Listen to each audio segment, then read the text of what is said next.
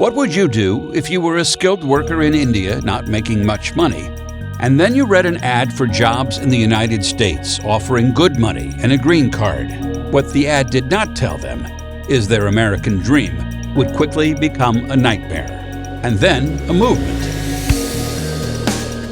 Hi, it's Paul from HEC Books, where we talk with authors about great stories and great writing. If you're new to our channel, please make sure to click the subscribe button. Now, let's hear from author Saket Soni, whose first-hand account of how those men broke free is called The Great Escape. Saket Soni, welcome to St. Louis. It's great to have you here. Thanks. Great to be here. The book is terrific, and we'll get to the story in a minute. But first, I want to get to your story, which is just fascinating in and of itself. You immigrated to the United States from India, college age, to study theater.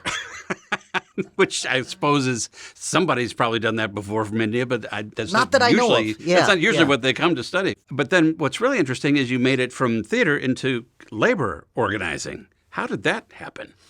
Yeah, well, I wasn't planning to. My parents are probably the only parents in India who ever let their son go to the United States to study theater. I ran a theater company after I graduated, and then I missed an immigration deadline.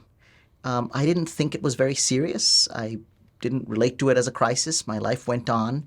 It was about as difficult to deal with as an unreturned library book. But then 9/11 happened, and I lost my foothold in normal American life. Like many, many immigrants, I worked in the service industry for a while. I worked as an undocumented person in kitchens. I met a lot of other undocumented people and a lot of other refugees, people seeking political asylum. And that experience turned me from theater to community organizing. I remember there used to be a television commercial that ran here late at night and for a vocational school. And there was an 800 number on the screen, and the announcer said, "Could a phone call change your life? This one quite possibly could." Well, you got one of those calls and heard some things you hadn't really heard before that kind of changed the direction of your life and certainly led to the creation of this story. Tell us what that phone call was all about. Yeah, that's right. You know, I came from Chicago to New Orleans after Hurricane Katrina. I arrived to volunteer for 10 days, and I ended up staying 16 years. And early in my time, in 2006, just months after Hurricane Katrina made landfall, months after the flooding, I was running a small nonprofit organization protecting the workers who were rebuilding New Orleans and the Gulf Coast. And the people doing the rebuilding were all migrant workers, mostly immigrants, many of them from other states, many of them from other countries. Early in the morning, they would stand under this 60-foot-tall statue of Robert E. Lee. They'd gather looking for work, and contractors would arrive in buses. We'd climb onto the buses and go out to dark, distant corners of the Gulf Coast. So as a labor organizer, I was tasked with solving people's problems. That's what you do when you're a labor organizer. There was one night I was solving a pretty thorny problem. I was helping a young Honduran day laborer ransom his kidnapped nephew when I got a mysterious phone call. This midnight caller. On your birthday? On my birthday. In fact, I sent my parents to voicemail. Not a good thing to do, but I had to because I was in the middle of the stakeout. And then I realized that the next caller was from India. And I wondered, what on earth is an Indian man doing, newly arrived in the, deep in the 228 area code where Katrina made landfall. It turned out this Indian man was one of 500 Indian workers who had arrived into labor camps in Mississippi and Texas, working for an oil rig builder in a situation, a level of exploitation that a federal jury later called human trafficking and forced labor. They were brought to this country. They came of their own volition, I suppose, but certainly under false pretenses. They had to pay a fortune, first of all, to get here, which wasn't legal. Well, recruiters for this oil rig builder went to India. They placed ads, talked to hundreds of workers, and they promised them an American dream. They promised them green cards and good jobs, and they promised that in 9 months they would be joined with their families and begin an American life. Now, this was extraordinary. For these workers, it was the holy grail, right? The catch was they'd have to pay $20,000. Now, that's a lot of money in India. That's generations of savings. Workers sold their ancestral land. They put homes on the hock. They took high-interest loans, 17, 18% interest loans from violent money lenders, and they arrived. And it turned out that they were dropped into an American nightmare. There was no American dream. There were no green cards. The workers were working round-the-clock shifts in barbed wire fenced labor camps. They were living 24 to a room in trailers in a labor camp that was located on company property. They were surveilled by guards. They were eating frozen rice to sustain themselves. And they were paying $1,000 a month for the privilege of living in this labor camp.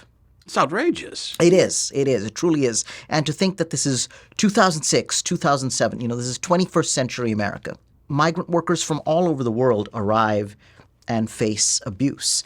But this particular scheme was uniquely lucrative for the company benefiting from it and the recruiters who brought the workers. That was exceptional. These are 500 workers who had been charged $20,000 apiece by this fascinating trio of recruiters. The recruiters made millions, and the company got the most skilled workers in the world, welders and pipefitters, at a fraction of the cost of U.S. workers, all to help the company make good on incredibly lucrative contracts, beat their competition, and it all helped this company march towards a day when it would go public in the market. Were the recruiters at all responsible for the conditions in the camp, or was that the company? I mean, did the company say, we didn't realize it was that bad? Well, the recruiters were responsible for selling the scheme to the workers, bringing the workers in. But the recruiters had a pre-existing deal with the company. Now, the company claimed it never knew that the workers were being charged $20,000 at first. But then workers arrived, and workers told camp managers, workers told whoever would listen, that they needed their green cards and they needed to pay off these debts. So at that point, the company knew, but the company kept bringing successive waves of these workers. The company constructed this labor camp so that the workers, in paying rent, would make the company another $5 to $7 million.